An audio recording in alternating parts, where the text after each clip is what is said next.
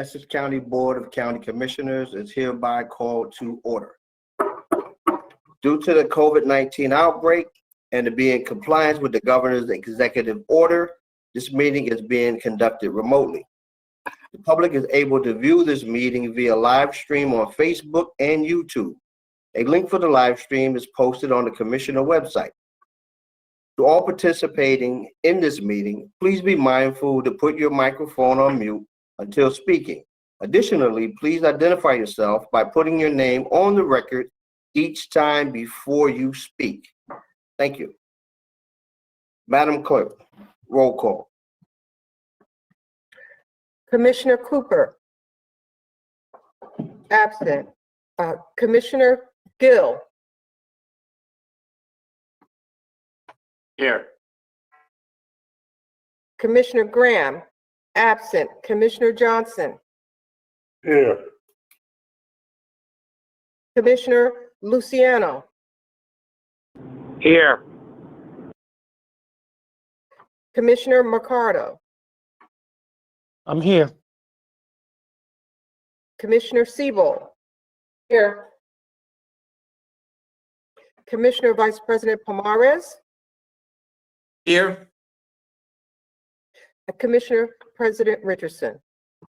Here. We will omit the salute to the flag since we are conducting this meeting remotely. However, for all those affected and or lost the COVID-19 virus, let us pause for a moment of silence.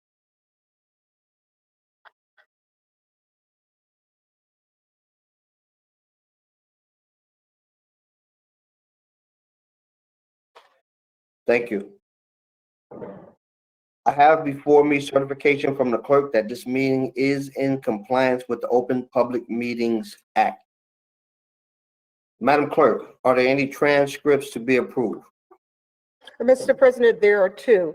The conference board's meetings, March 24th, 2021 and April 7th, 2021. Commissioners, any questions or comments? Hearing none, I have a motion from Commissioner Gill and a second from Commissioner Siebel. Roll call, Madam Clerk. Commissioner Cooper, absent. Commissioner Gill. Yes. Commissioner Graham, absent. Commissioner Johnson. Yes. Commissioner Luciano. Yes. Commissioner Mercado. Yes. Commissioner Siebel. Yes. Commissioner Vice President Pomares. Yes. Commissioner President Richardson. Yes. So moved. Thank you, Madam Clerk. Are there any topics of discussion? Mr. President, there are none. Okay. Madam Clerk, let's move to the public comment session. Today's meeting is a combined conference board meeting, and we will vote on every item on the agenda. However, since we are meeting remotely, the public had the opportunity to submit questions and comments for consideration and can also call in. This portion of the meeting, the clerk will have additional instructions for our callers. Madam Clerk. Mr. President, people will be acknowledged in the order that they call in. Emails received for public comment will need to be read after the calls are completed. At this time, our public information officer will announce the caller so they can state their comment and or question. And be reminded you have 3 minutes to speak. Please do not have on your laptop or any other electronic device on while calling in. And at this time, we're accepting only calls pertaining to agenda items. Please note you'll have the opportunity to call back later in the meeting at a designated time for public comment session on non-agenda items. Chalo Malumba, Public Information Officer, please begin our public comment session now. Thank you, Madam Clerk. Chalo Malumba, Public Information Officer for the Essex County Board of Commissioners. We have multiple callers. The first caller is Mary Rizzo. Ms. Rizzo, you have 3 minutes to speak. Please state your name for the record. You may begin. Thank you very much. My name is Mary Rizzo. I'm a resident of Newark, New Jersey, and I'm calling tonight about the memorandum of understanding with Union County to house Union County inmates at the Essex County Correctional Facility. So, as you know, I've come before the board many, many times over the last several years to ask you to end your contract with ICE. So when I heard the news a couple of weeks ago that it seemed like the ICE contract was being ended, obviously I was incredibly excited and thought, this was the culmination of all of the hard work that advocates and activists have put in. And then I was immediately disheartened and disappointed when I learned that the plan is to merely replace the ICE detainees with inmates from Union County. Now, it seems to me that what you all are doing at best can be seen as sort of thinking about the letter of what we've requested rather than the spirit of what we've requested, because our request here has never been just about the ICE detainees. We want Essex County to get out of the incarceration business. It is inappropriate, inhumane, and immoral for a county government to fund itself through incarceration, whether that's incarceration of immigrants for ICE or whether it's incarceration of criminal inmates who are, we should make clear, both predominantly people of color. So it seems to me like you are merely shifting one population out because they've become more of a problem due in part to activism by the detainees themselves as well as others. And you're just shifting the burden of revenue generation onto a different population. And this is not what we want. Our county is better than this, and it's still blood money. And so I would like for the commissioners to vote no on this memorandum of understanding with Union County.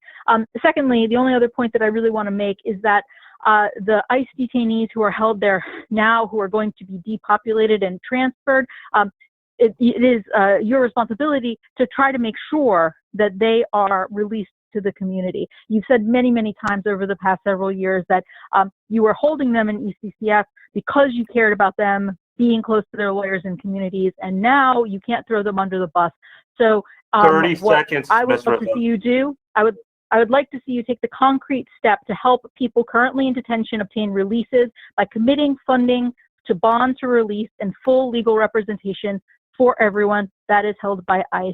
This is your responsibility because you have profited from this system for so long. Thank you.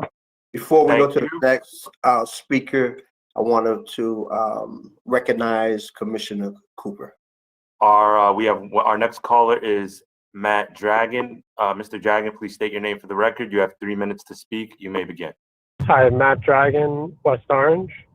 I'm commenting on Resolution K20, the MOU with Union County to hold prisoners in Essex County Correctional Facility. It has been widely reported, and the county executive has made no attempt to hide that the justification for depopulating the prisoners of ICE from ECCF was due to a new paying carceral partner, Union County. I still strenuously object to shifting funding for the zoo and parks from prisoners of ICE to prisoners of Union County. I also object to Chief of Staff Laguardia taking to social media to say that any bad things that happen to ICE detainees are on the activists and advocates who have opposed the county making money off Black and brown bodies, immigrants or otherwise, for years. Those advocates and activists got funds allocated to represent these detainees. Those funds came out of that advocacy and activism, but the county executive and his chief of staff like to point to them as things they have done to help the prisoners of ICE in their custody. I would invite the commissioners to share their thoughts with us during this meeting in their multiple chances to speak or bring up new business tonight. A few things you could share your thoughts about.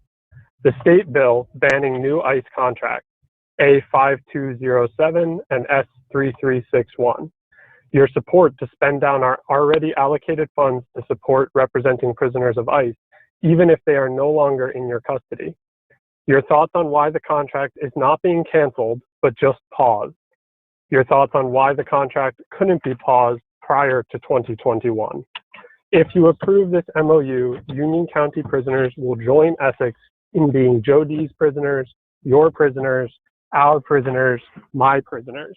I hope that you will take some time this evening to share some of your thoughts about why this contract needs to be changed over from ICE to union and what you're willing to commit to publicly tonight in terms of supporting those ICE detainees that are potentially getting moved throughout the country. Thank you. Thank you.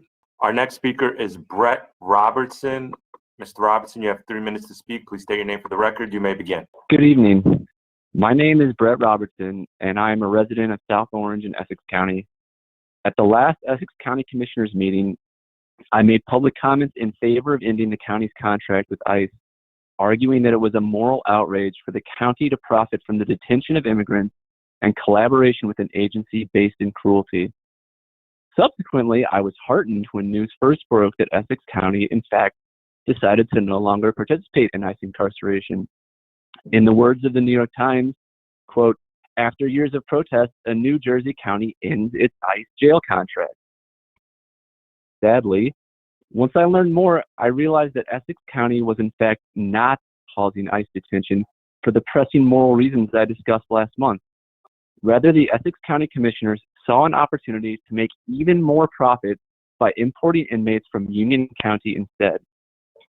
And when pressed on whether Essex was formally ending its contract with ICE, it emerged that in fact the county was not even taking that step. Apparently, the commissioners think that the most important thing is to make sure that they have all of their options open when it comes to profiteering from human suffering. I can only conclude that the Essex County Commissioners think that they can only balance the county's budget by embedding itself even more deeply in the business of incarceration. And I have to say that it is terribly disappointing to me as a resident of what I had believed to be a progressive county. Instead of playing a lead role in incarceration, Essex County must be a leader on decarceration. First of all, the county must formally and permanently end its contract with ICE. Alongside the end of ICE detention, the commissioners must commit to funding bonds for release and full legal representation for everyone held by ICE. The commissioners must publicly call for releases. There are individuals like Malik, who has been on hunger strike since March 24th and who does not have a removal order. These folks must be released to their communities. Finally, Essex County must not replace ICE detainees with detainees from Union County or anywhere else. You must reject the MOU with Union County and any future similar arrangements. You, the commissioners of Essex County, are our elected leaders. The question now is whether you will lead by showing others how they 30 can extract seconds. maximum profit from an unjust and immoral carceral machine, or whether you will take true moral leadership in progressing this county, this state, and this nation towards the abolition of ICE and towards a society truly based on liberty and justice for all. I hope that you will do the right thing. Thank you. Our next caller is Whitney Stewart. Mr. Stewart, you have 3 minutes to speak. Please state your name for the record. You may begin. Sure. Good afternoon. My name is Whitney Stewart. I'm a resident of Newark and a member of North Jersey Democratic Socialists of America. Like every other speaker so far, I echo the opposition to replacing one stream of revenue based on incarceration with another one. That is not a demand anyone in the movement for justice has made, to the best of my knowledge. It is simply not what the last 4 years of activism ever called for, and it's not a proper response. And so I also want to echo what the previous speaker, Brett, just said, that you really have a moral obligation now to take some really drastic measures. You know, it's good that you're ending the ICE contract, or at least pausing it. I have questions about that. But now is the time to fund bonds for release, full legal representation for everyone detained there, to publicly make demands of the federal government, of the state government in regard to the bill to prohibit further ICE contracts, and of New Jersey ICE itself. For instance, as Brett mentioned, Malik, who is all right with his A number being read into the record because he desperately needs support. His A number is 075-872-859. This is somebody who's been on hunger strike since March 24 and desperately needs to be released to his community in Jersey City. There is nothing stopping you from doing everything you can publicly and behind the scenes to make that happen. And you also need to meet with activists. We've been calling for this since January. but the Abolish ICE Coalition, we work with groups like Freedom for Immigrants. They've led the way in ending ICE contracts in Central California. They've learned from mistakes. They have, a strategy to maximize releases rather than transfers. I know we're often adversarial on these calls with you, but, Mr. Elijah, I just spoke with for 15 minutes earlier this week. We are capable of having a useful and productive dialogue. We've been calling for this meeting. We would really like a meeting, President Richardson, with the activists who you are very familiar with because we've spoken to you for years. Essex County has a chance to set a national precedent here. This is national news, and you can do this poorly, which I think is how it's been happening so far with an abrupt announcement that even the legal service providers were not given heads up on, or we can set a really progressive precedent for other counties in America. This is a moment for Essex County to really try to set a precedent here in progressive ways. And we do want to work with you on that. And so I really urge you to reach out to us. 30 and seconds, with the time I have remaining, I do have a question, which is, it does seem to me that the ICE contract is not being formally terminated, but simply paused. That is not very satisfying to many of us. We would like a formal ending to the contract. And I do have a question, which I'd like a response to, which is simply, are there concrete measures that you can show us that will make sure that you don't just simply resume detention? Because frankly, a lot of us don't have a lot of faith in, the way you've handled this or the future. And so we would like some concrete display. Anyway, yeah, I would like just a response as to what concrete measures prevent further ICE detention in Essex County. Thank you. Thank you. Our next speaker is Mr. Jay Arena. Mr. Arena, you have 3 minutes to speak. Please state your name for the record. You may begin. Okay. Yes, my name is Jay Arena. I'm with Jobs and Equal Rights for All campaign, and I live in Newark, New Jersey. And I have a comment and question for the whole board, but particularly for Board President Richardson. First, I appreciated the email that I received from President Richardson, Board President Richardson, announcing that the county had ended the contract. So I appreciated being reached out to, but there were a number of problems. So this was momentous, an announcement, but there was the contradiction between the email that I received from Mr. Richardson saying that the contract had ended, and then the pronouncements from the other officials, Alasia and DiVincenzo's office, who said that this has just been paused, right? This was not a permanent ending of the contract. And that's what we need. We need this contract ended permanently, immediately and permanently, end to this dark history in Essex County of these ICE concentration camps. So that needs to be, it appears that it is not an ending of the contract, it is a pause. And we need leadership from President Richardson and the board to end this. Furthermore, we need the immediate release. We need the board to call for the immediate release of the detainees and not transfer to other parts of the ICE concentration camp system. And we know former President Gill is very close to the governor, who has the power under public health protections. He has the power to immediately release them. So we need the board to come out for the immediate release, and we need them to put pressure on the governor, which again, especially board member Gill has a lot of influence with, to demand that they are released. Finally, we need not a replacement of this blood money contract with ICE with your fellow Democrats in union. We need to finance the county not with blood money contracts, not with repression, but with making the rich pay. That is how we fund it. So those three items, ending the contract, not pausing it, immediate release of the detainees and using all the political power that you have, particularly Mr. Gill, and the end of this new blood money contract that you negotiated. And we need 30 seconds, Mr. courage. And I want to reach out to President Richardson. When your wife went with a delegation to Cuba, she was attacked by the racist right-wing opponents of the Cuban Revolution, but they stood up to that.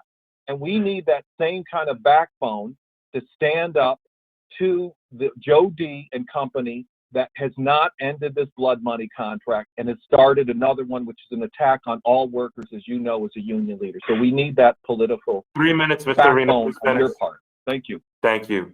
Madam Clerk, we do not have any other speakers waiting to waiting to comment. Thank you. Mr. President, we received no written public comments for agenda items. Okay, thank you, Madam Clerk. We will ensure that this information is relayed to the administration and every question will be answered. And just a point of privilege, I do plan on meeting with the activists, Mr. Strube and Arena and others. So that meeting will take place. Mr. President, all questions will be responded to in writing. Thank you. Madam Clerk, do we have any ordinances or resolutions for introduction and first reading? Yes, Mr. President, we have two, and they are ordinance. Their ordinance are reapportioning funds, and second ordinance is the amendment to the county ordinance establishing rules and regulations. Okay, Madam Clerk, please read ordinance 1 into the record at a later time. Mr. Jackson. Good evening, Mr. President, members of the board. Ordinance number 1 is a reappropriation of $7.8 million of funds that we no longer need for the original purposes of the projects. Back on January 22 of 2020, the board approved an ordinance for these purposes, but again, we no longer need the money for those projects, and we want to reappropriate them for some other things that we have looking on the drawing board, like perhaps the first T project and perhaps the OEM building. But again, some of this is still obviously in flux. But the purpose of this is to reappropriate it so that we have the ability to address some other county projects. Would you like to do number 2 as well, Mr. President? Or just stop at number 1? You know, Mr. Jackson, let's do 1 and then we'll come back to 2. Yes, sir. Thank you, Mr. Jackson. Okay, Mr. Annual, and tell me I said that right. I know Evan's part is easy. You said it, Yardwood, you said it right. Well done. Okay. Just one question. I know it was $8,400,000 appropriated, and we want to reapportion 7.8. I just want to. Do we use the 600,000? Mr. President, yes, sir. The 600 was 8.4 million. $600,000 of it was for scanners, the new scanners for people entering into the buildings throughout the county. That was used. The $7.8 million was for the I'm having a blank. Security, the scanners. No, the original 8.4 million. I'm just 7.8. I'm just thinking of Conservation. for the conservation. For the conservation arena at the zoo, which we're no longer doing. So it was 8.4 million, 600,000 for scanners, 7.8 for the pavilion, and we're no longer doing the pavilion. Got it. Thank you very much. Thank you. Mr. McInerney. Mr. President, this is typical way of avoiding going out for additional authorizations. These amounts have already been authorized by the board. There just be a reassigned to new projects since the original project for which they were originally, designated has been sidelined or eliminated. So this is a prudent way of just reassigning these funds without going out for additional authorizations. I have no problem with this. Thank you, Mr. McInerney. Commissioners, any questions or comments? Hearing none, I have a motion from Commissioner Johnson and a second from Commissioner Luciano. Roll call, Madam Clerk. Commissioner Siebel. Yes. Commissioner Mercado. Yes. Commissioner Luciano. Yes. Commissioner Johnson. Yes. Commissioner Graham, absent. Commissioner Gill. Yes. Commissioner Cooper.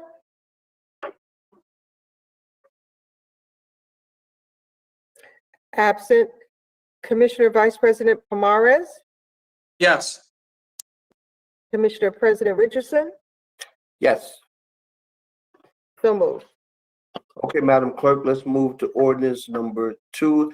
please read it into the record at a later time. Mr. Jackson. Thank you, Mr. President. Mr. Walker, our Director of Risk Management, will address this item. Good evening.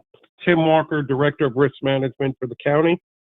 The county's Office of Risk Management is currently responsible for coordinating and managing all filming activities at county-owned properties and parks.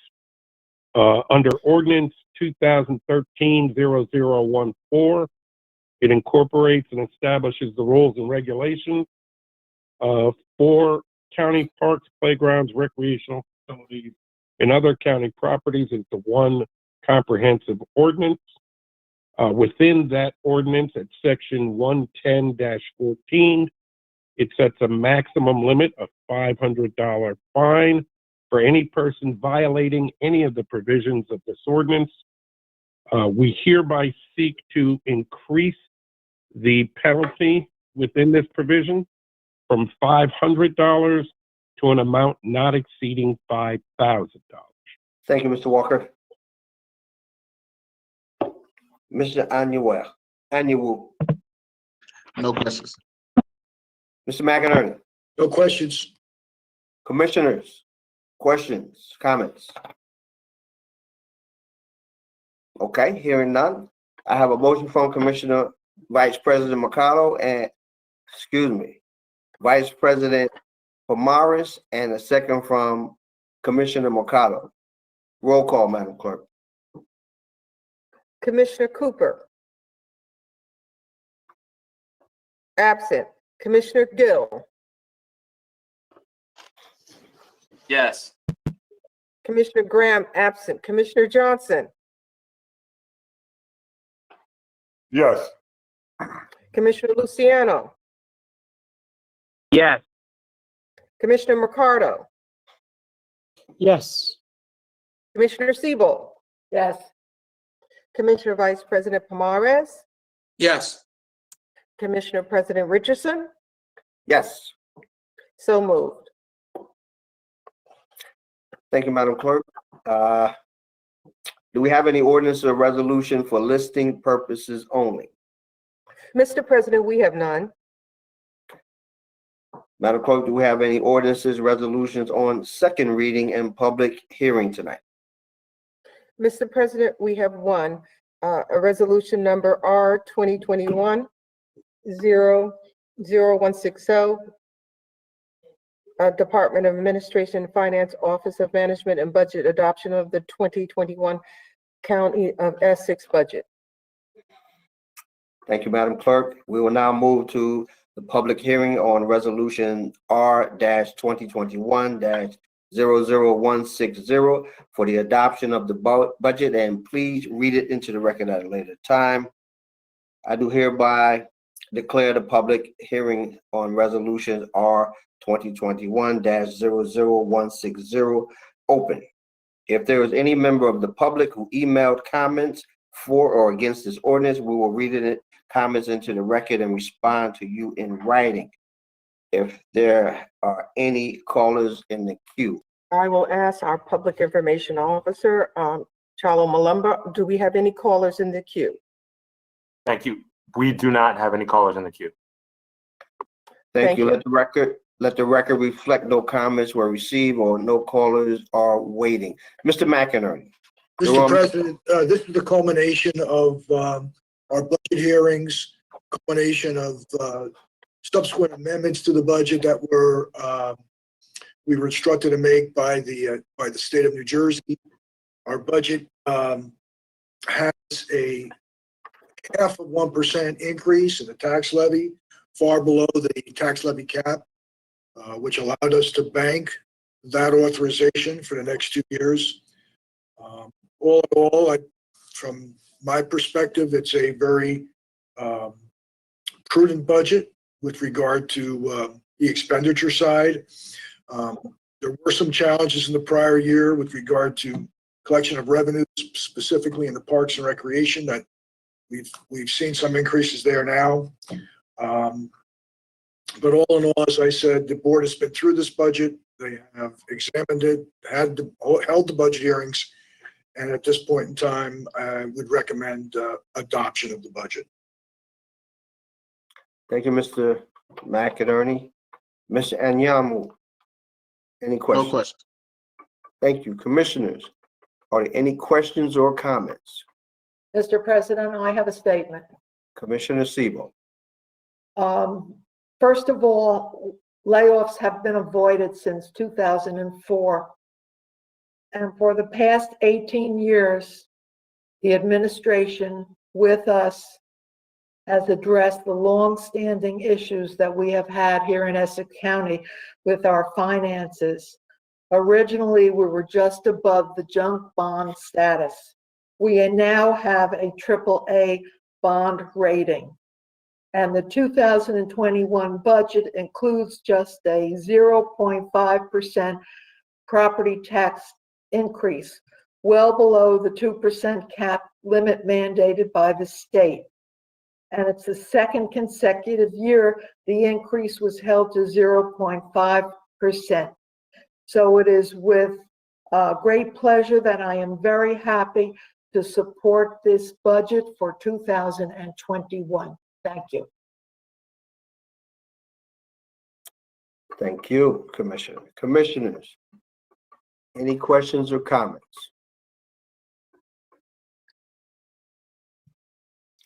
Hearing none, I have a motion from Commissioner Sebo. President. Oh, I'm sorry, Commissioner Gill. Thank you, Mr. President. I also just wanted to echo the thoughts of Commissioner Siebold. This is, no budget is perfect, but I'm proud to cast a yes vote tonight for this budget. What the administration has done during a time of crisis to both protect our employees and hold the line on the fiscal health of our county is something to be recognized. And I wanted to thank them, for their effort, because I think a year ago at this time, we were very concerned about what the long-term health of the county was going to be. In particular, I know I was personally concerned very much about what the future held for our workforce. So, there are plenty of times when we disagree, but when there's good work being done, I think it's important that it be recognized. And I want to acknowledge the administration for the job that they've done this year throughout this budget process. And I'm proud to cast a yes vote to support it. Very well said, Commissioner Sebo and Commissioner Gill. I concur with all of your thoughts and statements on this issue. Absolutely well done. So in that case, any other commissioners, any other comments, questions? Hearing none, I have a motion from Commissioner Sebo and a second from Commissioner Gill to close public hearing on ordinance O-2021-00160. Do I have the same mover and second to approve the resolution? Yes. Yes. Roll call, Madam Clerk. Commissioner Siebel, Yes. Commissioner Mercado, Yes. Commissioner Luciano, Yes. Commissioner Johnson, Yes. Commissioner Graham, absent, Commissioner Gill, Yes. Commissioner Cooper, absent, Commissioner Vice President Pomares, Yes. Commissioner President Richardson. Yes. So moved. Mr. Mr. President, President, I have a statement to read first. Okay. Be it resolved by the County Commissioners of the County of Essex that the budget herein before set forth is hereby adopted and shall constitute an appropriation for the purposes stated of the sums therein set as appropriations and authorization of the amount of $437,114,700 for the county for the county purposes below. And that is the completion of the statement. Thank you, Madam Clerk. Mr. Jackson. Thank you, Mr. President. First, I want to thank the board for its support in this budget and throughout the budget process, to Mr. McInerney and the other members of the team, Mr. Palavecchio for, and of course, Madam Clerk and her team for helping us get through this. But I also wanted to thank Mr. Mohammed and also Mr. Blasio on our side, who really stepped up to the plate to make this happen. But I just also want to pay particular homage and gratitude to Mr. Mark Acker. As you know, Mr. Acker was involved in this process from the very beginning. He's gone on to move to greener pastures and doing some other things in his life. And I just wanted to thank him not only for participating and helping us with this year's budget, but as all of you know, through the years, his participation and contribution to our financial processes and our financial health have been beyond measure. So I just wanted to take the opportunity to thank him for his incredible work over the years. I appreciate for the opportunity, Mr. President. No, absolutely. Thank you, Mr. Jackson. And I concur. You know, that guy was really sharp. He knew his stuff. That was one of the best hires that the county exec made. That guy really knew his business. And I didn't know he had left. Sorry to see him go, but I understand. Thank you. Madam Clerk, let's move to resolutions 1 through 17. They're all budget insertions, and we'll read them into the record at a later time. Mr. Jackson. Thank you, Mr. President. I believe they've gone through these with the board and certainly with the leadership. I don't have any particular comments on any of them. Just happy to answer any questions or to urge their passage as you see fit. Mr. Anyanwu? You had it right the first time, Commissioner President. No questions. Thank you. Mr. McInerney. Mr. President, these are all insertion of revenues from grants to the county. 1 through 17, I would basically say I have no questions on these. A lot of these are recurring grants as well. There is providing funds for the county for various different programs. Thank you, Mr. McInerney. Commissioners, any questions or comments? Hearing none, I have a motion from Commissioner Gill and a second from Commissioner Johnson. I just have one thing to say before. I'm sorry, Commissioner I'm sorry. Frank McInerney said it was 1 through 17, and I believe it's 1 through 18. No, I think 18 is separate. At the leadership meeting, it was included. If it's separate, fine. Yes. Yes, yes, Mr. President. Yes, Mr. President. You're correct. 18 is separate. Thank you. You're welcome. So I have a motion from Commissioner Gill and a second from Commissioner Johnson to take resolutions 1 through 17 as one. Roll call, Madam Clerk. Commissioner Cooper. Absent. Commissioner Gill. Yes. Commissioner Graham. Absent. Commissioner Johnson. Yes. Commissioner Luciano. Yes. Commissioner Mercado. Yes. Commissioner Siebel. Yes. Commissioner Vice President Pomares. Yes. Commissioner President Richardson. Yes. So moved. Thank you, Madam Clerk. Let's move to resolutions number 18, which is from the Division of Senior Services. Please read it into the record at a later time. Mr. Jackson. Thank you, sir. Mr. Smith will address this item. Okay, thank you. Good evening, Mr. President, Board of Commissioners, Madam Clerk. My name is Eric Smith. I'm a senior data processing programmer for the Division of Senior Services. Item number 18 is for request for the approval of the 2021 service providers and rates under the Respite Care Services Grant, and an amount not to exceed $484,622.52 in grant funding.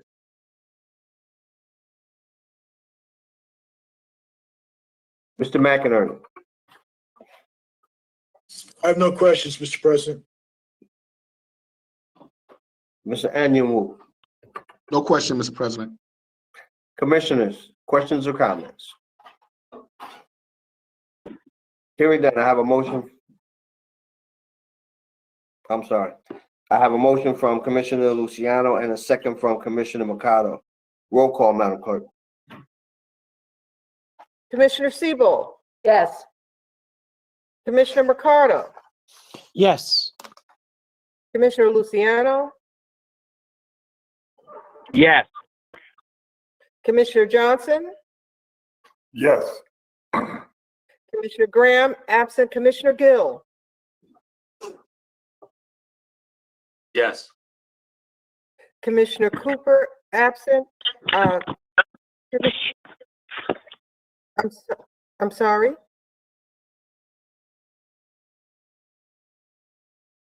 Okay. Commissioner Vice President Pomares, Yes. Commissioner President Richardson. Yes. So moved.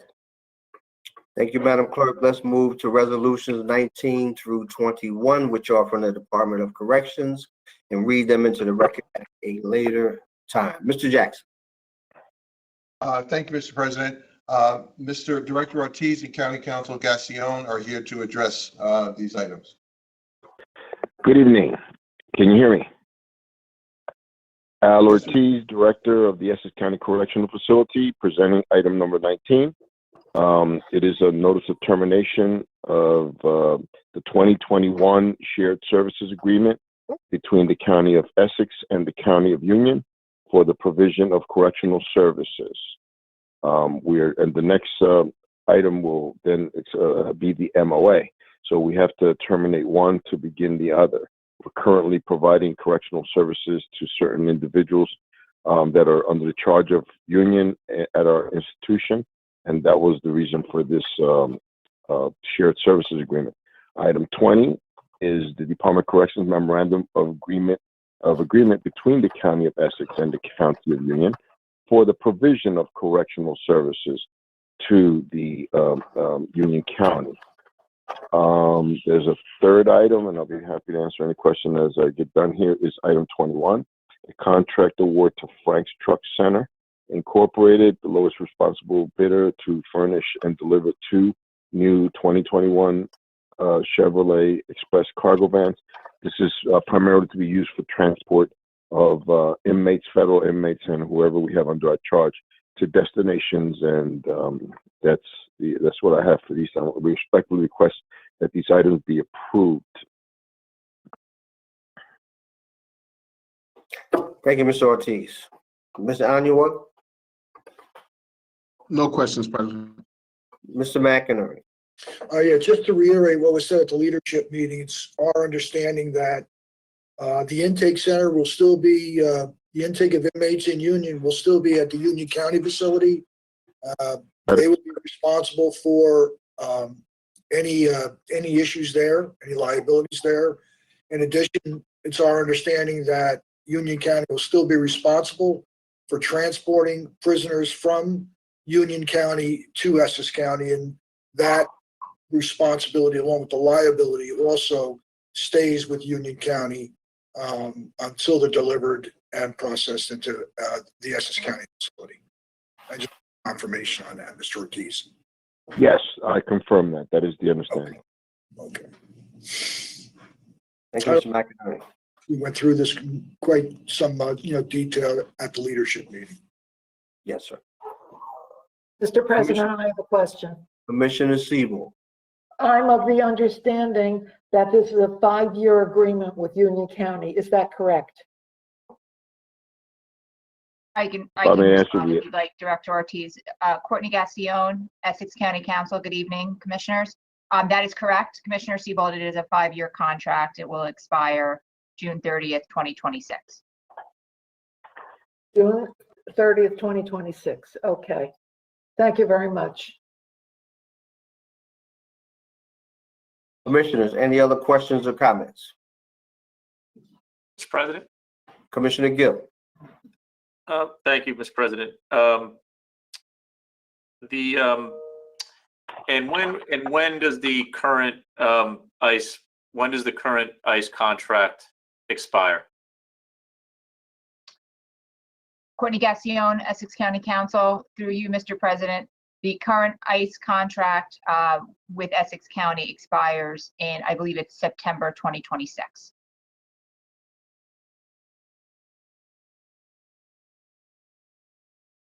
Thank you, through you, Mr. President. So they would be up for potential renewal at the same exact time. Again, Courtney Gassion, Essex County Council, through you, Mr. President.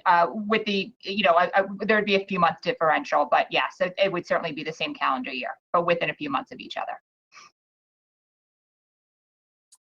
Through you, Mr. President, is it, understanding that we're bringing the number to zero, or we have a publicly announced plan to bring the number to zero, are we committing to not bringing in any more ICE detainees between now and 2026? Is that question to me, Commissioner Gill? It's for whoever the appropriate person is in the administration. So as has been announced by the Courtney Gassion, Essex County Council, through you, Mr. President. As has been announced by the administration, the request has been made to ICE, who has agreed to comply to reduce the population of ICE detainees to zero by August 23rd of 2021 this year. I do not know what will happen between now and 2026.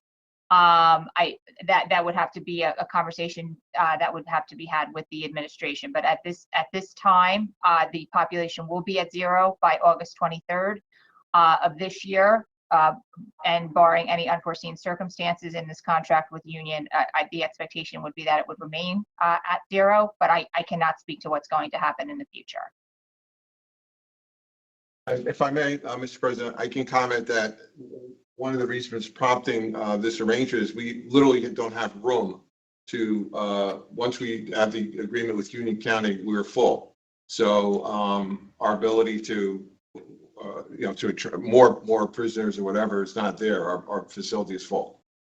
So that's one of the reasons that prompted this arrangement as well. So intent notwithstanding, there's no more room. So through you, Mr. President. Go ahead. If there is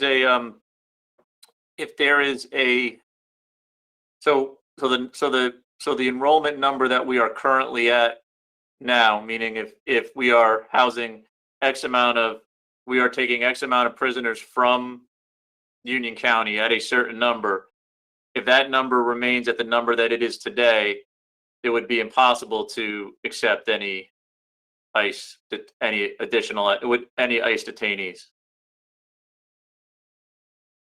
Al Ortiz, Director, that is correct.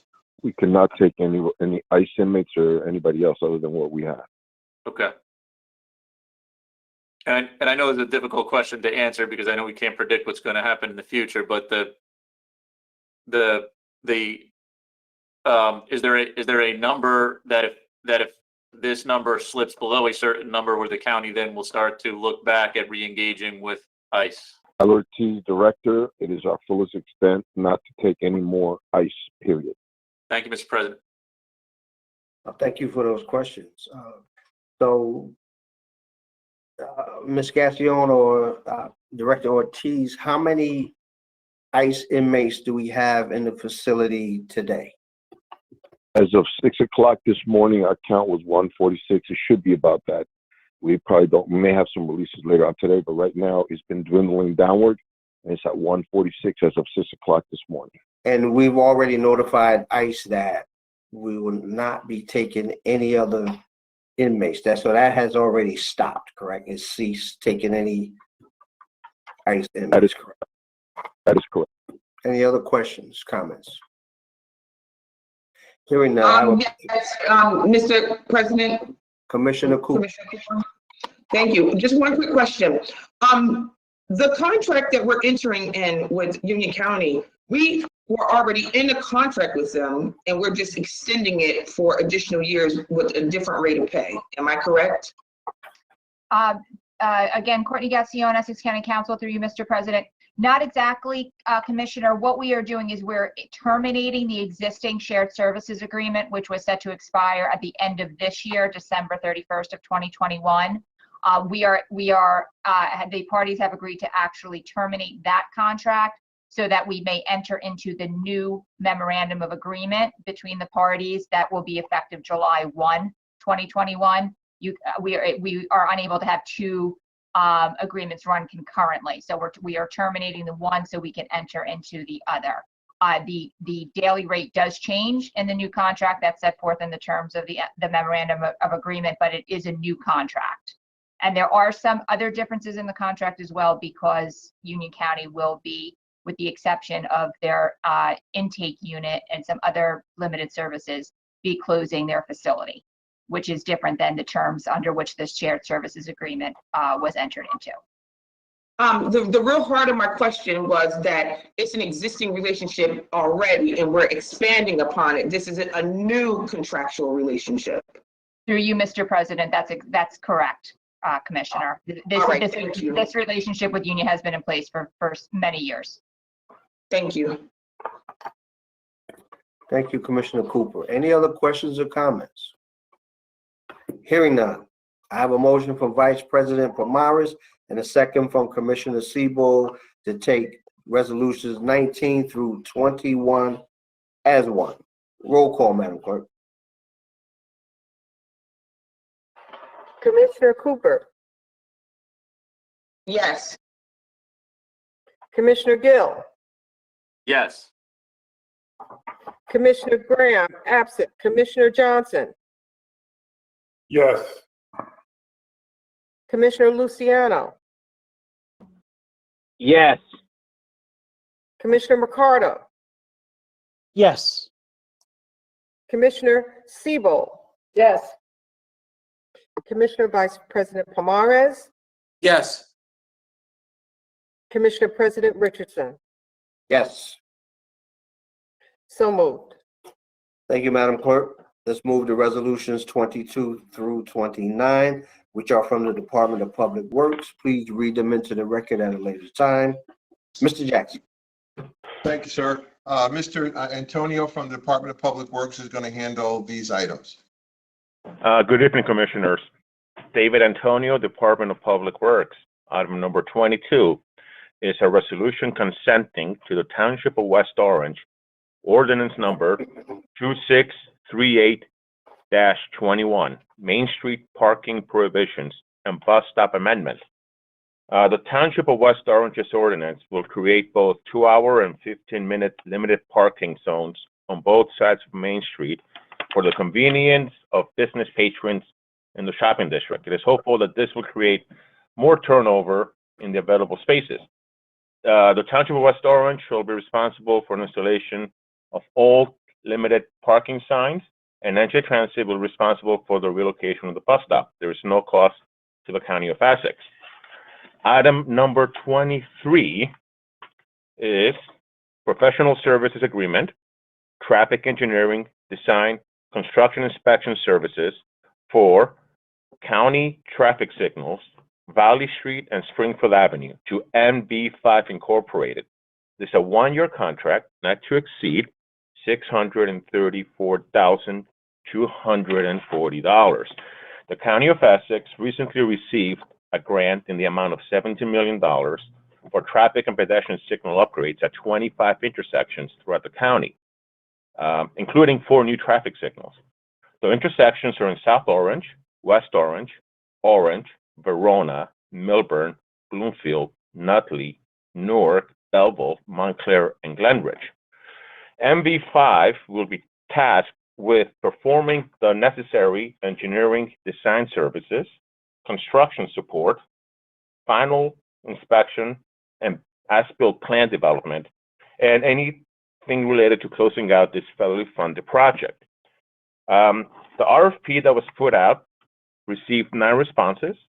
MV5 was both the highest ranked and also the lowest cost, hence its choice of selection. On the phone with us, we have Mr. Joseph Fishinger of MV5, who, if you're on the phone, Joe, please step in, introduce yourself. Good evening, everyone. Again, my name is Joseph Fishinger. I'm the Director of Traffic Engineering for NV5.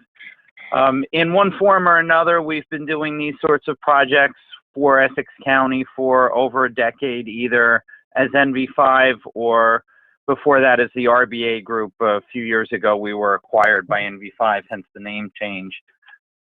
We typically do these projects on a year or every few years when the county gets construction funding from the federal government. This job will take approximately 18 intersections and either install or upgrade traffic signals.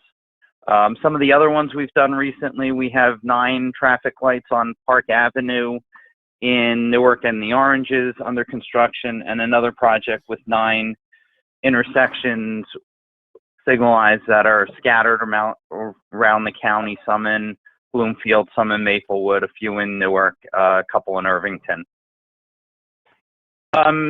Very quickly, NV5 is a full-service engineering firm. We have about 150 employees. Our office is in Parsippany, New Jersey. Roughly 10 of those employees are Essex County residents.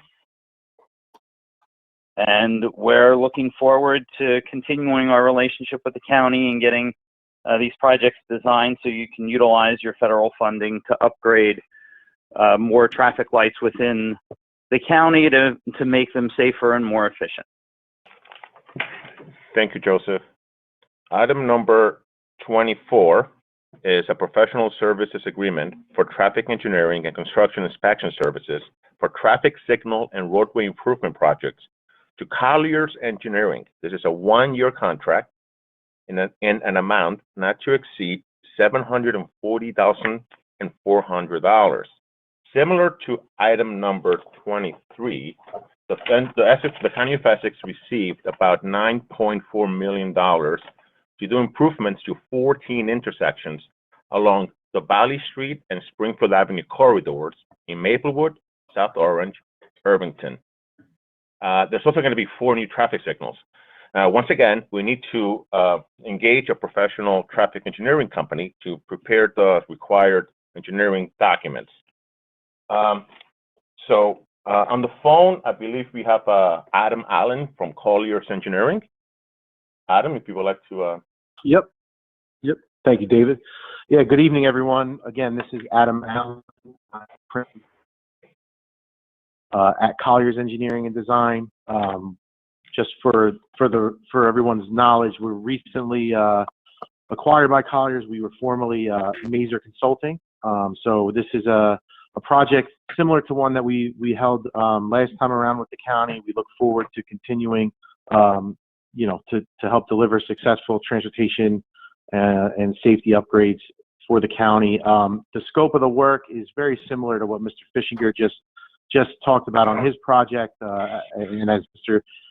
Antonio mentioned, it's similar funding. It will be traffic signal improvements, safety improvements throughout a range of intersections throughout the county. Collier's Engineering Design, we are about 1,000-person firm with offices up and down the East Coast, but locally we have 9 offices in New Jersey, and we're founded in New Jersey, and we have about 30 local transportation professionals dedicated to helping the county deliver on this project. So we look forward to working with you. Thank you, Adam. Item number 25 is a contract award to Core Facility Services to provide a total building maintenance service at 321 University Avenue. This is the exercise of a 2-year option, contract option, in an amount not to exceed $1.246 million. Item number 26 is a contract award to DCO Energy, the lowest responsible bidder, to provide operations and maintenance of building systems at the new Dr. Martin Luther King Jr. Justice Building. This is going to be a 3-year contract, not to exceed $2,500,000. $500,550.12. I believe Mr. David Delvecchio of DCO is on the phone. David. Yes. Also, I believe Mr. Fred Eckert is on the phone through you, Mr. President. Fred, are you on the phone? No. Okay. Yes. DCO is we are going to perform the same role that we do with regard to the hospital center, the JD juvenile detention facility, and essentially the jail's a little different, and the police academy. And we use local 68 employees, and they have SEALs, and we are very excited about the opportunity to do this in this beautiful new building that the county has just built, and we're excited and we appreciate the opportunity. And any questions anybody has, I'd be happy to answer. Yeah, just for the benefit of the commissioners, please explain the SEALs. We want to make sure that nobody's thinking we're talking about the zoo. Yeah, a SEAL is the steam and electric engineers have to pass tests given by the state of New Jersey, and there's a black SEAL, there's a red SEAL, and there's a gold SEAL, and those refer to the level of what that individual can handle in terms of the job and what they've been trained for. So all the employees are fully trained and recognized by the state of New Jersey, and as I said before, members of Local 68. Right. So you have a black SEAL, red SEAL, blue SEAL, and then a gold SEAL. And when you get to the red SEAL, blue SEAL, and gold SEAL, you become an engineer. These are boiler operators, frequently called firemen. It's Local 68. Yes. For the benefit of Mr. President, my father was one for 40 years, and my uncle was one. My father was a gold SEAL, and my uncle was a black SEAL, and they were both members of Local 68, and they used to call them steam and electric engineers in the day, and they actually were firemen. You're quite correct. In one of my father's first positions, he actually had coal and used to have to shovel coal to keep the plants going. So that's where that came from. Absolutely. The history of it. Thank you. Item number David Antonio, Department of Public Works. Item number 27 is a contract award to GPC Inc., the lowest responsive and responsible bidder for the Holo Records second and fourth floor renovations. This is a one-year agreement, not to exceed $5,983,000. The scope of work includes renovating 16,500 square feet of space in the second floor to accommodate the landlord-tenant court. In the second floor as well, renovation of 670 square feet to make accommodations for the legal aid services. In the fourth floor, improving 6,200 square feet of space to accommodate the community health department. And also on the fourth floor, renovating 900 square feet to accommodate the county administration offices. In total, there will be over 30,000 square feet of renovations taking place. I think we may have somebody from GPC on the phone. Okay. So I guess not. So I'll go into item number 28 then. This is a contract award to Siemens Industries to provide maintenance and technical support of building automation systems for the Essex County Economic Development Center. This would be 50 South Clinton Avenue. This is the exercise of a 2-year option in an amount not to exceed $109,700. Item number 29 is a contract with Shifano Construction to furnish and deliver road resurfacing materials to Wheat Creek Park, Roadway, under the Morris County Co-op Agreement. This is an amount not to exceed $499,300. The portion of Carmichael Drive would be the area of about roughly 1 mile distance nearest Elizabeth Avenue. It would include the entire length of Carmichael Way from the Elizabeth Avenue entrances to its end at the turnaround area. It would also include resurfacing of the various small parking lots along Carmichael Way. This area has been in need of repair. And that concludes the items. Mr. Antonio, item number 27 is almost a $6 million contract. You have folks who had a $600,000 contract who had the courtesy to show up. So you mean to tell me someone with the almost $6 million contract is not even on the phone?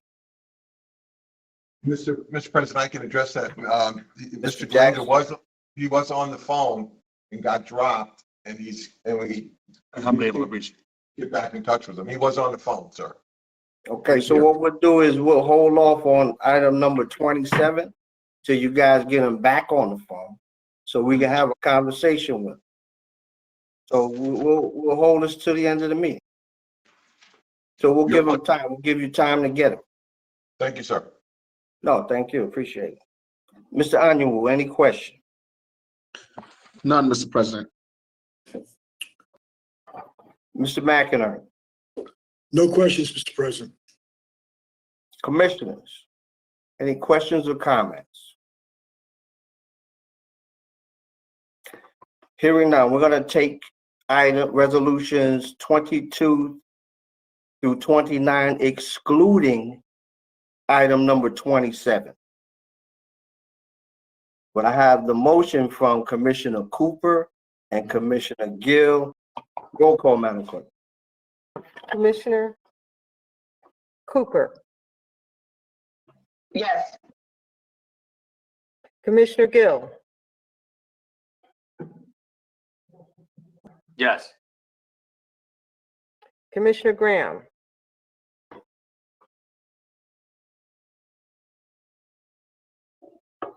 absent. Commissioner Johnson, Yes. Commissioner Luciano, Yes.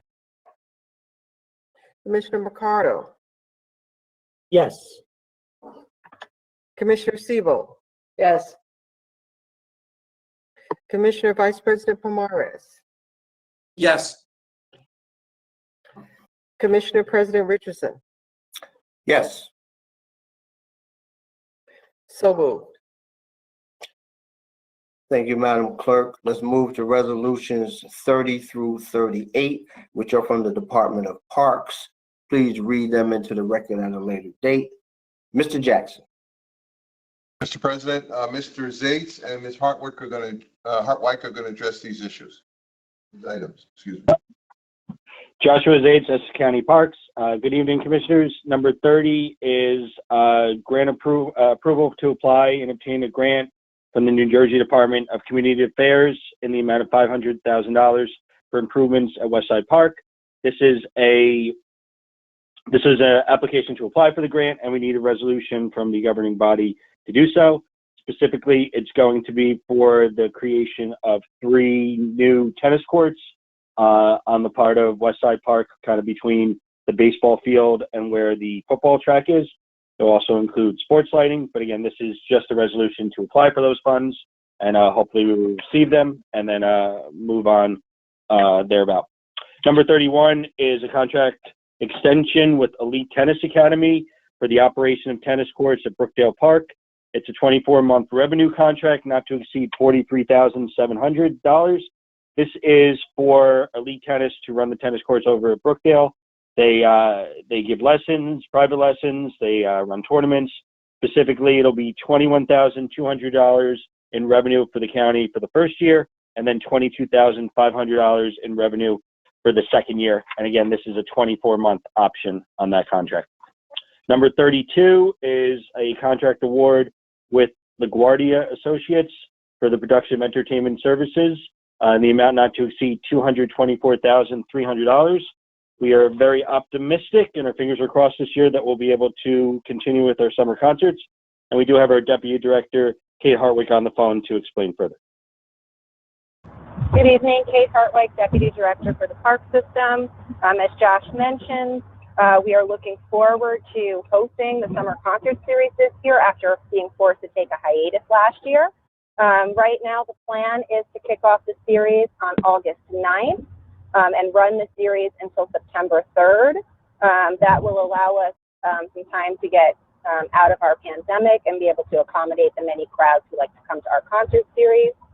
This contract also includes entertainment services for the 9/11 ceremony in September, as well as entertainment at the zoo during the Holiday Lights Spectacular. Joshua Zates, Essex County Parks, number 33. Hold on, Mr. Zates. Ms. Hartwick, does this also include Whitway Park Music Festival? Yes, Kate Hartwick, Deputy Director. Yes, it does include all of the festivals that we usually host in the summertime. Those will be moved into the month of September on the weekend. Okay, because I heard you say till September 3rd. My understanding is the Whitway Park Music Festival is going to be later on in the month of September. That is correct. Thank you. Through you, Mr. President, Mr. President, I'd like to set up a meeting with her to go over these things. Ms. Hartwick. Yes, through Commissioner Johnson, I met with members of your staff today regarding the festivals, and I'll look forward to meeting with you as well. Okay, well, I will give you a call and let you know we can speak over the phone. Thank you very much. Mr. Zates. Joshua Zates, Essex County Parks. Number 33 is a professional service agreement to conduct an exhibition of fireworks with Starfire Corporation, amount not to exceed $66,000. Again, we are also optimistic that our firework program can continue this coming year. And again, Deputy Director Hartwick has some additional information. Kate Hartwick, Deputy Director, Essex County Parks. At this point in time, we are scheduling the fireworks exhibitions for late August to coincide with a back-to-school Labor Day celebration, anticipating that, gathering limits will be entirely lifted at that time.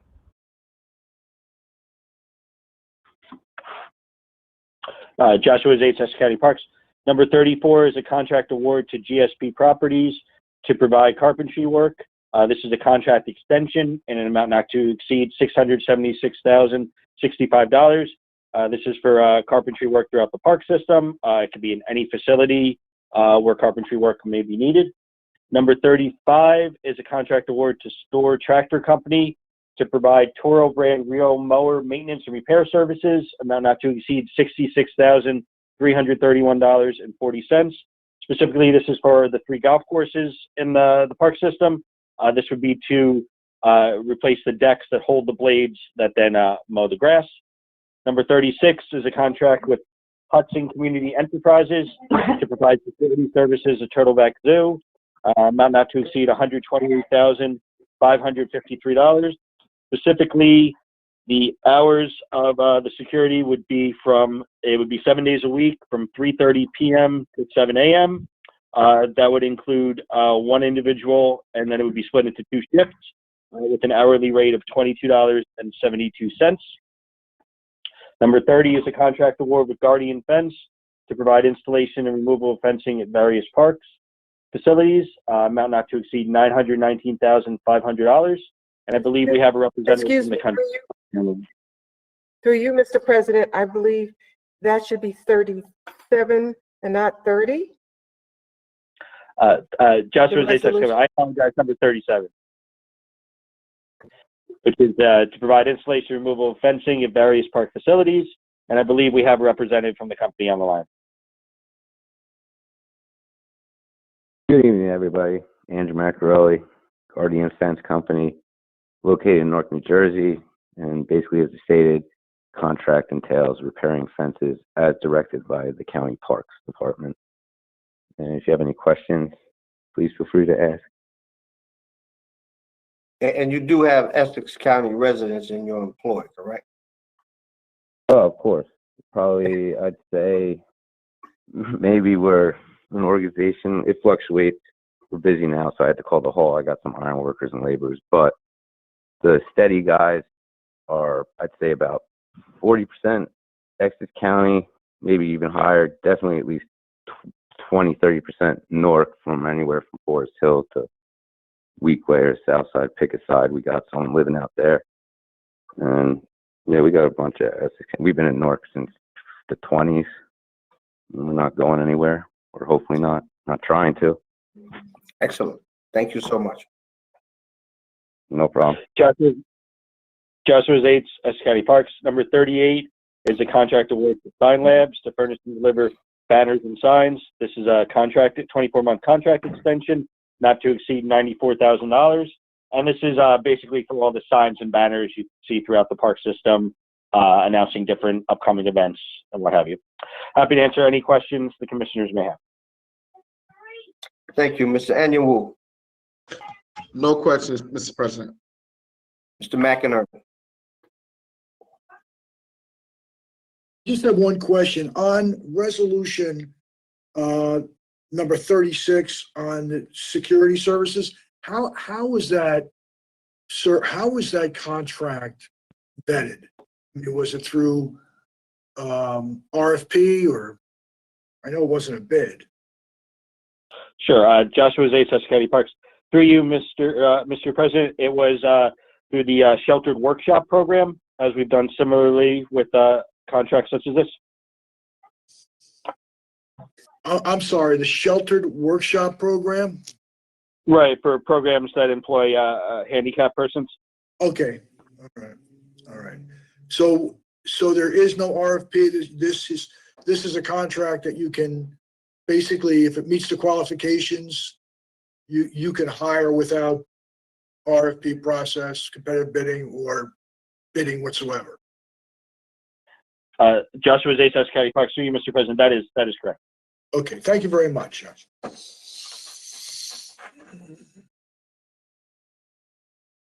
Commissioners, questions or comments?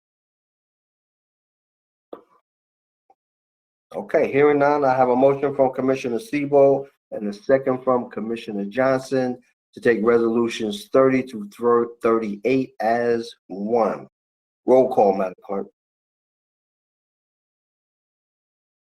Commissioner Cooper, Yes. Commissioner Gill, Yes. Commissioner Graham, absent Commissioner Johnson, Yes. Commissioner Luciano, Yes. Commissioner Mercado, Yes. Commissioner Sebo, Yes. Commissioner Vice President Pomares, Yes. Commissioner President Richardson. Yes. So moved. Thank you, Madam Clerk. Please be reminded, we will conduct a public comment session for the non-agenda items at the end of the meeting. Any other comments? Clerk, can you give them the call-in information? Yes. If you're calling in, the number is 855-756-7520. That's 855-756-7520, and use the password 73438#. 73438#. After entering the password, listen for the prompt to press 0 to be placed in the queue to speak during the meetings. Mr. President, if I may. Mr. Jackson. Crossing my fingers, but I believe we have Mr. Antonio and Mr. Glander from GPC ready to address the board. Excellent. Good evening, Commissioners. David Antonio, Department of Public Works. This is a contract award to GPC Inc., the lowest responsible bidder for the Holo Records second and fourth floor renovations This will be a 300 calendar day agreement, an amount not to exceed $5,983,000. The scope of work includes a total renovation of over 30,000 square feet in floor number 2 and floor number 4 to accommodate the landlord-tenant court, legal aid services, community health department, and also the county administration offices. On the phone, we do have Mike Glander from GPC. Mike? Good evening, everybody. I got to apologize for the initial confusion on calling and login procedure on my end. But unfortunately got disconnected and neglected to hit 0 the second time. So although I've been on, I couldn't speak. Yeah, GPC Inc. is a commercial general contractor. We're based in Millburn, New Jersey. We've been incorporated since 1986. Do a volume of approximately $25 million a year. We have roughly 30 employees, of which about a half a dozen are residents. We're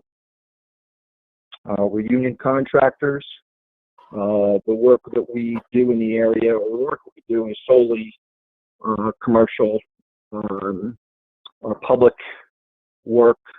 What we're involved with currently right now is we're down at the Union County Courthouse doing a major $21 million renovation to the courthouse, where we're building a stair tower that's going up through the center of 16 floors. We're currently working for William Patterson University, about 3/4 of the way through the project, which is a project that's very comparable to the project here that we're talking about.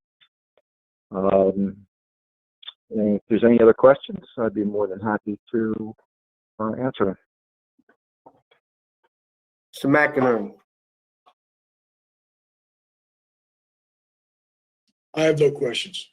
Mr. Anuwu. I have no questions. Commissioners, any questions? Hearing now, I'm happy you were able to reconnect. Just wanted to hear from you. So thank you for coming back on. We appreciate it. You're very welcome. I'm happy also. Yeah, absolutely. I have a motion from Commissioner Cooper and a second from Commissioner Gill to take resolution number 27. Roll call, Madam Clerk. Commissioner Siebel, Yes. Commissioner Mercado, Yes. Commissioner Luciano, Yes. Commissioner Johnson, Yes. Commissioner Graham, absent. Commissioner Gill, Yes. Commissioner Cooper, absent.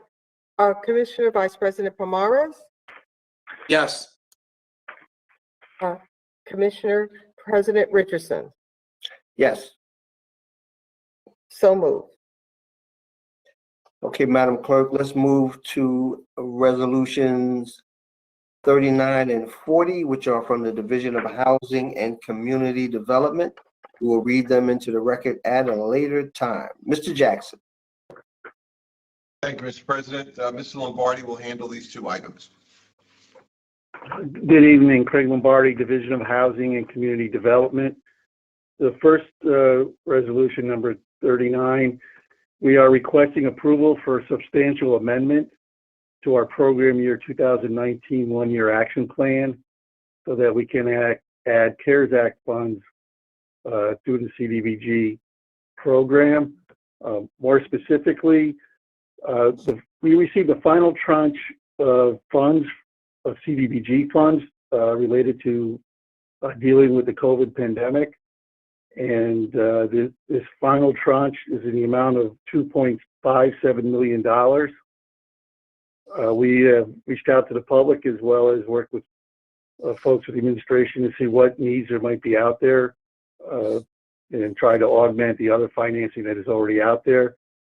And what we are proposing is that 35% of those funds be used to support continued food distribution efforts. 35%, one second, please.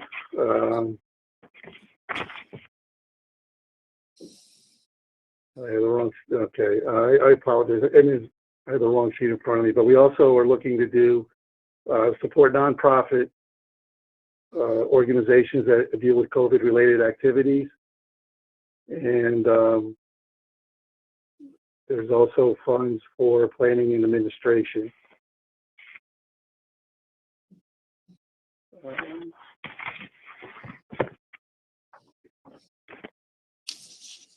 I don't know, do you have any questions regarding this pool of funds?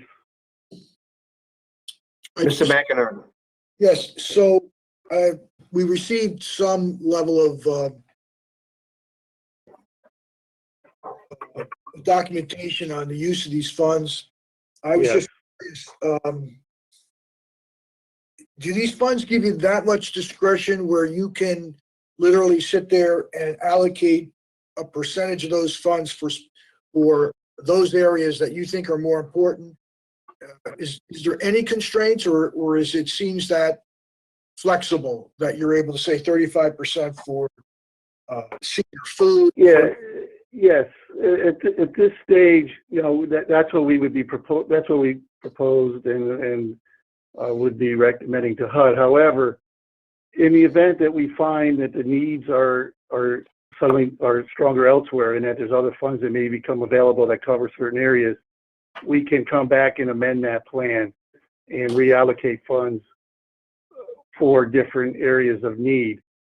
We are on a time constraint, though. We do want to get that initial approval and an initial amendment to the plan, because we are required to do that by HUD before August, and so we want to get an initial plan in there. And if we determine down the road that, again, the funds may be needed elsewhere, we can certainly amend the plan at that time. So again, the fact that you're able to make those decisions as to what the objective of those funds are going to be based on needs that the county has assessed, and then the ability to go back and actually change those, tells me there's a tremendous amount of flexibility with these funds. I would say there is flexibility, yes, but again, it still all has to be approved by everybody and everyone on board. It's not something that our division could just do on its own. I got you, and that would include any amendments to your original plan. That is correct. Okay, thank you very much, sir. Mr. Annual. Just a point of clarification, the percentage allocation is a recommendation to HUD subject to their approval, so the discretion is a little bit limited.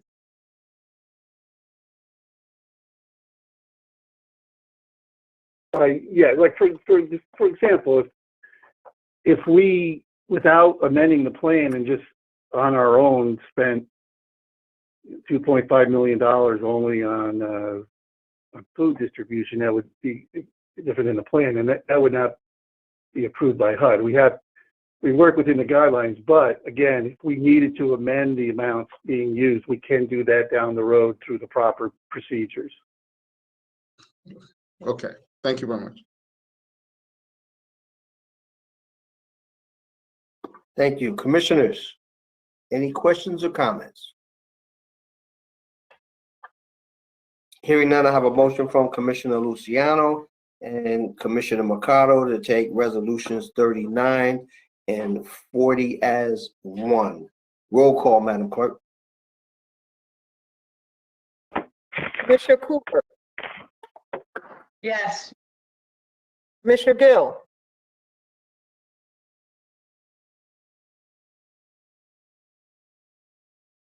absent. Commissioner Graham, absent.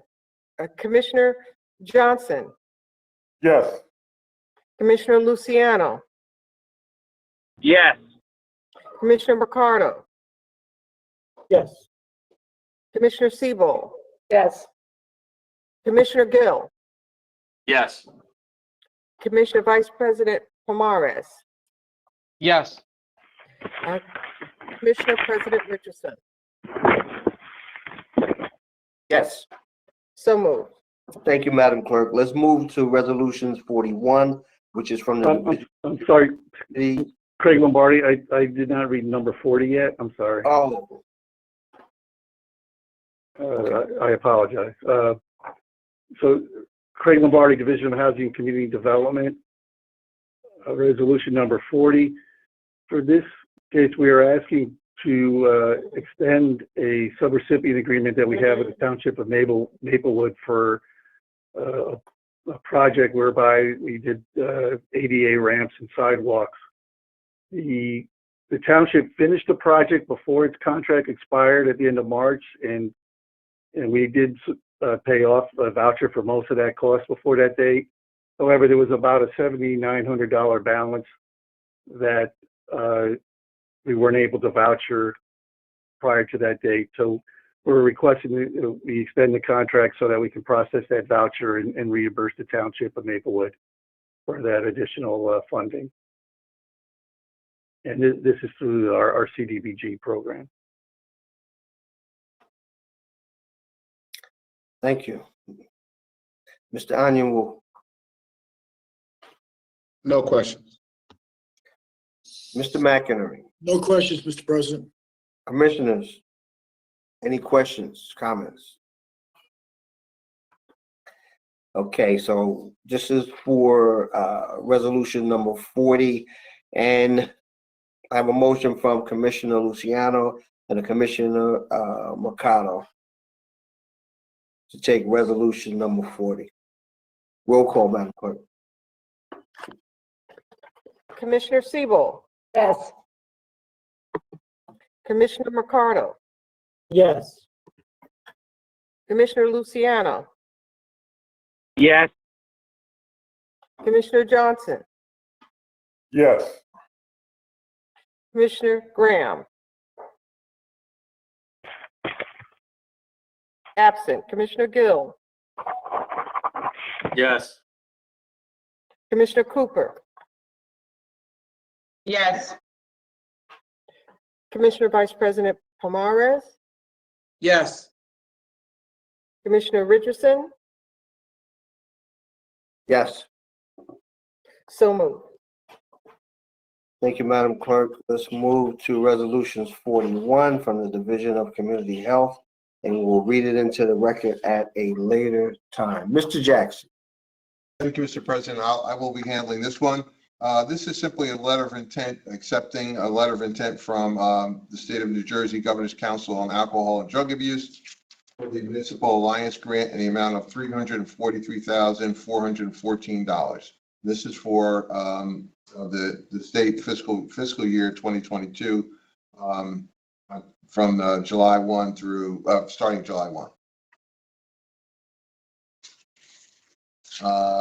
Item 42 from the Office of the County Executive. Did you want me to do 42 as well, Mr.? Now let's just do 41 and we'll do 42 separate.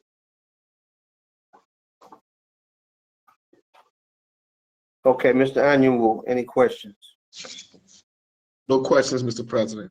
Mr. McInerney. No questions. Commissioners. Questions or comments? He's up for June. Hearing none, I have a motion from Vice President Pomares and a second from Commissioner Siebel. Roll call, Madam Clerk.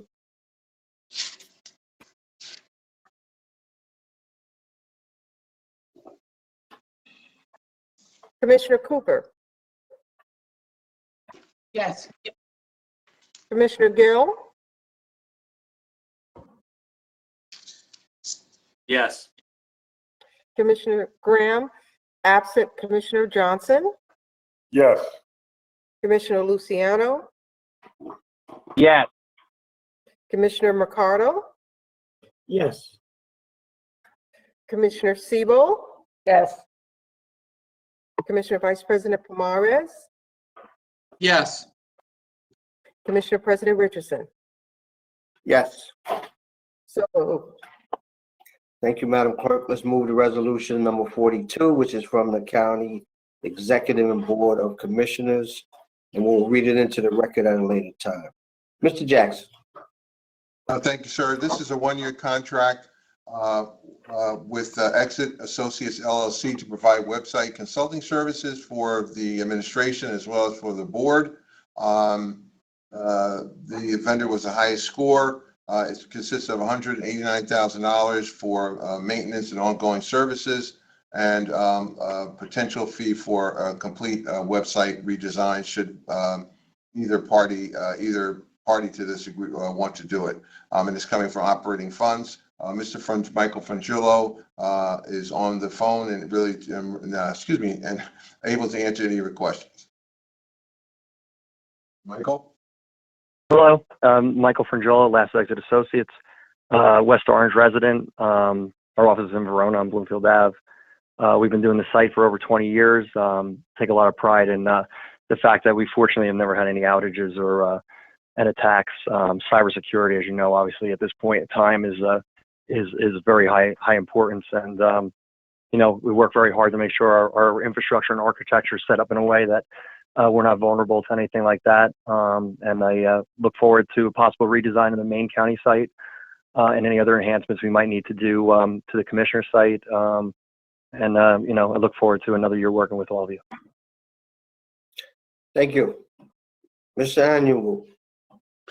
Thank you, Mr. President. I just wanted some clarification. I saw that there was language at the end that said that the website redesigns to be paid by the office requesting the service. So is this, if the freeholder board, well, if the commissioner board wanted a redesign, is that a separate allocation? I just wanted some clarification.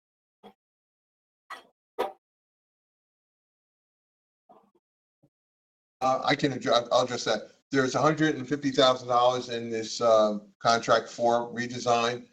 So if any entity should decide, we think we have enough money there for either or both to do the redesign should it decide to do so. Okay. Thank you. So we didn't just have a blackout with him, did we? Something he said. No, I'm still here. Okay. I was afraid to say that, but I'm proud of it. I agree. It's still up. I'm looking at it. Mr. McInerney. Yeah, what was the contract amount for the board of commissioners in the prior contract? Just for the board of commissioners at the time, the board of freeholders. Do we know what that amount was? I thought it was significantly less than this. It was $22,659. Okay, so, and then there's also, this also includes not only the board of commissioners, but the county executive. So given that number there, how does this expand to $339,000? What other services are you going to provide above and beyond what you've done and done well for the board in the past? But how does it get from 22 or somewhere around that up to 339? So the 150 is, I'm sorry, did you want me to answer that or you were? Go right ahead, Michael. Okay, the 150, Michael Frangillo, Last Exit Associates. The 150,000 is an allocation in case there's any major redesigns or structural changes or other things that need to be done to the site, which hasn't been there in the past. The existing contract from before was 5 years ago. That was a fixed price, and that price actually, the price that was charged was almost 10 years ago was the price, and you know, the site has expanded massively, especially during COVID, with the amount of work. We're 24 hours getting texts and phone calls of changes we need to make, emails we need to send out, and such. So the amount of service has definitely doubled over the last 5 years, as well as the price that was in the existing contract is over 10 years old. I got you. All right. So, but the 150, so this is a not to exceed. The 150 may or may not be expended, correct? That's correct. All right. Thank you. Okay. Thank you very much. Okay.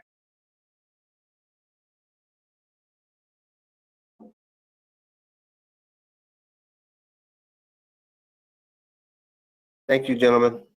Commissioners, any questions or comments? Hearing none, I have a motion from Commissioner Cooper and a second from Commissioner Gill. Roll call, Madam Clerk. Commissioner Cooper,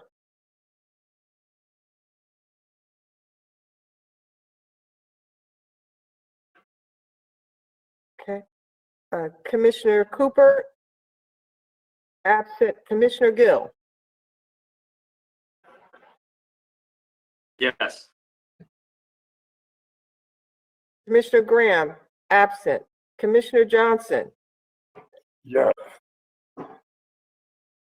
Commissioner Luciano, Yes. Commissioner Mercado, Yes. Commissioner Siebold, Yes. Commissioner Vice President Pomares, Yes. Commissioner President Richardson. Yes, question, Madam Clerk. So moved. Yes. Did Commissioner Cooper vote on this item? No, she's not on, so We had I her have to as a mark her. mover. Could we change the Yeah. mover to Commissioner Mercado? Would you please move that item? Become the mover? Commissioner Mr. Mercado? Mercado? Yes. Thank you, sir. Absolutely. Okay. Okay. All right, Yes. so restate that the mover is Commissioner Mercado and the second is Commissioner Gill. Correct. Thank you. Okay. All right. Those changes have been made, Mr. President. Thank you, Madam Clerk. Let's move to Resolution 43, which is from the Office of the Prosecutor, and we will read it into the record at a later time. Mr. Jackson. Mr. President, this is a contract in the amount of $93,984.43 through grant funding to First Priority Emergency Vehicles Incorporated. And we have from the prosecutor's office, Ms. McCauley, who will who's here to answer your questions and give you a little bit more detail on the project. Ms. McCauley? Good evening. My name is Pamela McCauley, and I am the Victim Witness Coordinator for the Essex County Prosecutor's Office. We are proposing to modify a 2020 Ford F-250 high-top transit van. We have purchased the van on a previous grant, and we want to outfit the van as a mobile site response vehicle. What we plan to do is to bring our services to crime victims throughout the county at the time of incident in a more expeditious manner than we are doing now. We will be available once we have this on-site mobile outreach vehicle. We're going to be available on, near 24/7 basis, call out to respond to major crime incidences that affect multiple crime victims who are in crisis. So we will be responding or can respond to scenes that involve homicides, multiple shootings, arsons, and other major crime events. We're doing this with the understanding that we need to safeguard the needs of county residents and help promote as to increase cooperation from county residents, crime victims and their families, and thus improve our prosecution efforts. In addition to responding to major crime incidences, the van will be used as a drop-in space. So we plan to be out in the community, taking the office to the streets of Essex County neighborhoods where we are actively serving crime victims. We're going to be able to provide case status information, social service referrals and support, referrals for compensation, on site. So victims are not going to have to respond to our offices or to the court offices in order to receive necessary support and advocacy. The van, it's a 148-inch wheelbase. You can actually, stand in the van. There's enough space to accommodate two staff members that can perform office functions, and we're able to interview victims and conduct even small group discussions for up to 8 hours. So the van is completely self-contained, and won't require hooking into a power source or have a communications hookup. Thank you very much. Thank you for the detail. Thank you. Mr. Anywu. No question, Mr. President. Mr. McInerney. No questions. Commissioners, any questions or comments? Hearing none, I have a motion from Commissioner Johnson and a second from Commissioner Luciano. Roll call, Madam Clerk. Commissioner Siebel, Yes. Commissioner Mercado, Yes. Commissioner Luciano. Absent. Commissioner Johnson. Yes. Commissioner Graham, absent. Commissioner Gill, Yes. Commissioner Cooper, absent. Commissioner Vice President Pomares, Yes. Commissioner President Richardson. Yes. So moved. This is Commissioner Luciano. I don't know if you called my name, but I'm a yes as well.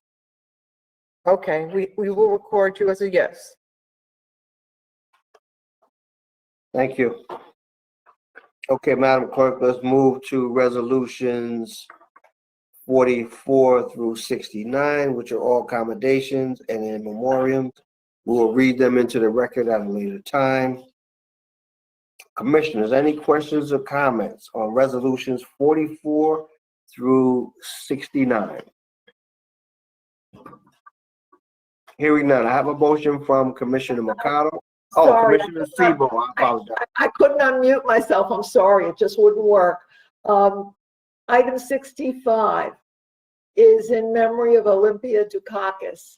If Brendan Gill doesn't mind, since he sponsored it, I think it would be wonderful if that could be by acclamation. She was such a well-known actress and lived so many years with her family in Montclair, and she is truly a legend. I think it would be wonderful if it could be by acclamation. Thank you. Commissioner Gill? Absolutely. Thank you, sir. Thank you. Okay. Commissioner, any other questions or comments? Hearing none, I have a motion from Commissioner Mercado and a second from Vice President Pomares to take resolutions 44 through 69 as one. Roll call, Madam Clerk. Commissioner Siebel, Yes. Commissioner Mercado, Yes. Commissioner Luciano, Yes. Commissioner Johnson, Yes. Commissioner Graham, absent. Commissioner Gill, Yes. Commissioner Cooper, absent. Commissioner Vice President Pomares, Yes. Commissioner President Richardson. Yes. So moved. Thank you, Madam Clerk. Let's move to board committees. Commissioners, do we have any reports of board committees? Any legislative reports? Any written communications? Any unfinished business? Any new business? Okay, Madam Clerk, let's move to the public comment session on non-agenda items. However, since we are meeting remotely, the public had the opportunity to submit questions and comments for consideration. And they also have the opportunity to call in. Madam Clerk. You will be acknowledged to speak in the order that your call was received. Emails received for public comment will be read after the calls are completed. At this time, our public information officer will announce the callers so they can state their comment or question. Be reminded that you have 3 minutes to speak. Please do not have your laptop or any electronic device on while calling in. At this time, we're accepting only calls pertaining to non-agenda items. Chalo Malumba, our public information officer, will begin our second public comment session now. Thank you, Madam Clerk. Chala Malumba, Public Information Officer for the Essex County Board of Commissioners. Our first speaker our first person holding is David Weiner.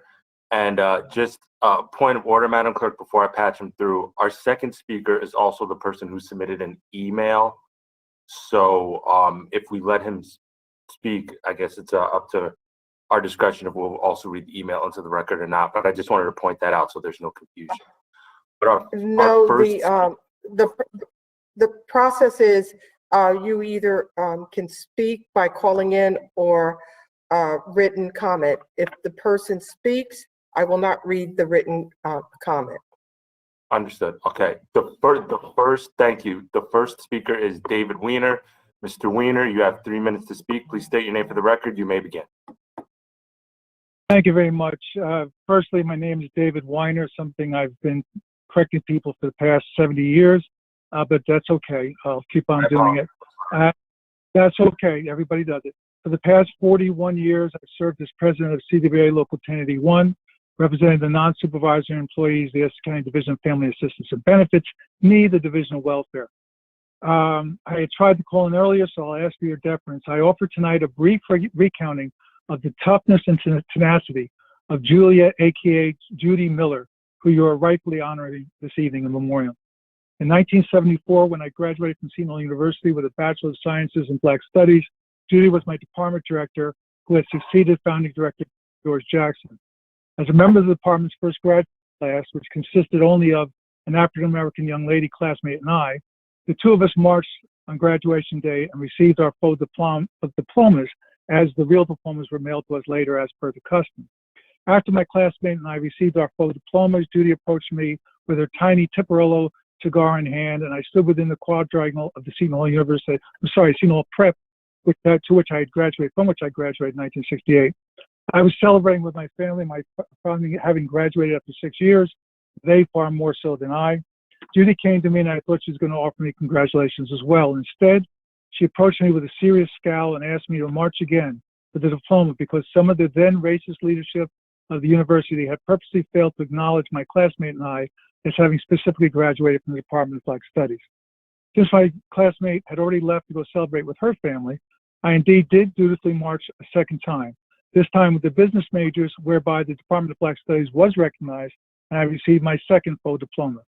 I believe, due to Judy Miller's strength of perseverance, I'm the only Seton Hall University graduate, or perhaps any other university or college, to have ever marched 2 times on the same day to receive the same degree. Judy was a brilliant and beautiful person, both inside and out, and I thank the commissioners for recognizing her amazing life and outstanding accomplishments, and particularly Commissioner Gill for having sponsored this resolution. Thank you. Thank you, sir. Thank you, Mr. Weiner. Our next speaker is Jake Epros. Mr. Epros, you have 3 minutes to speak. Please state your name for the record. You may begin. Yes, hi, my name is Jake Epros. I will relinquish my public comment that I emailed. I thought it was going to be read at the beginning since it's pertinent to an agenda item. However, because it wasn't read, I'm happy to speak now. I'm extremely disappointed that the Board of Commissioners is voting to replace the revenue gained by detaining people for ICE with revenue for incarcerating people for Union County. It's miserably disappointing, and unfortunately, I can't say I'm too shocked. But I have a couple requests, and specifically, I also request for written responses to my email address, which I've provided. So first, I would like the Commissioner Board to put an explicit end to and ban of future ICE contracts in Essex County. There's a bill going through the New Jersey legislature, perhaps you all know, that would ban future ICE contracts throughout New Jersey, but we don't know if that's going to pass. And in addition, because of the broken promises of county governments, including this one in the past, we as activists and advocates and allies, and also as a group of people who have been detained by ICE and are organizing on the outside now and on the inside through continued hunger strikes, we need assurance that these contracts are going to come to a close. That's not what we've been fighting for. Yeah, we're going to reduce the population to zero. That's an egregiously deficient solution. So we need you to put an explicit end to and ban of future ICE contracts in Essex County on the next agenda and vote yes on it. Secondly, we need you all to secure a meeting with the county executive, Joe DiVincenzo, and any other county administration officials that are pertinent to actually meet with us advocates and formerly detained people who are able to join to facilitate a process of closing down this ICE facility, facilitating releases and not transfers, right? Or deportations for that matter. Because, okay, I will finish up then. Again, I'm extremely disappointed. You need to put the Union County MOU back on the agenda and vote no next time. This is incredibly concerning. And lastly, I request that you send us rationale, each one of you individually, each one of the commissioners, send rationale for why you would deepen your complicity with incarceration by voting yes on the Union County contract. I request a written response from each one of you as to why you do that. Please finish. I'm finished now. I appreciate your attention. Thank you. Madam Clerk, we do not have any callers waiting to speak. Thank you. Mr. President, Jake Efros was the written correspondence I've had, but since he just spoke via the call-in, we have no other additional written public comments, emails, or statements to read. Thank you, Madam Clerk. Commissioners, do you have any comments you would like to make at this time? Mr. President, if I may. Commissioner Vice President Pomares, please. Thank you. Just a reminder that tomorrow the weekly emergency food distribution resumes. It took a hiatus last week due to other matters, and it'll return to Montclair at Glenfield Park. So we're looking forward to having it there and start at 9 a.m. Thank you. Thank you, VP. Mr. President. Commissioner Cooper. Thank you. I want to thank the administration and the commissioner staff for helping me host a committee meeting. It was a good meeting, very informative, and I want to thank the commission staff for following up and providing us with that additional information from the Associated Humane Society. I want to encourage all the communities out there that we have a grant active and going with the Associated Humane Society for TNR for feral cats within your community. Please look on our website or the Associated Humane Society's website to find out the days and times that they have available that you can bring in your feral cats, and stay tuned for a train-the-trainer session that we look to sponsor in the future. Thank you, Mr. President. Thank you, Commissioner Cooper. Any other questions or any comments from Commissioner? Hearing none, need a motion to adjourn. So moved. Motion.